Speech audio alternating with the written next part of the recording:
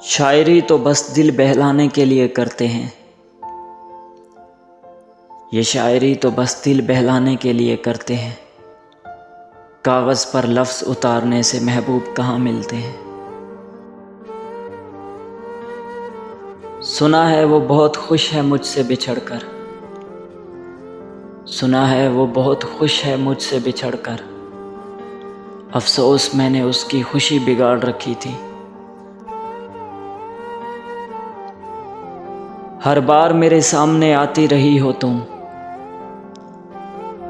हर बार मेरे सामने आती रही हो तुम। हर बार तुमसे मिलके बिछड़ता रहा हूँ मैं। ए मोहब्बत तू अजीज़ सही मगर रंज बहुत है। ए मोहब्बत तू अजीज़ सही मगर रंज बहुत है।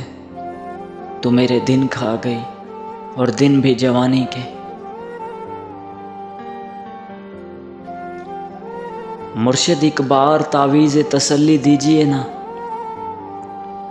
मुर्शिद एक बार तावीज़ तसल्ली दीजिए ना। एक बार तो कहिए वो मेरा हो जाएगा।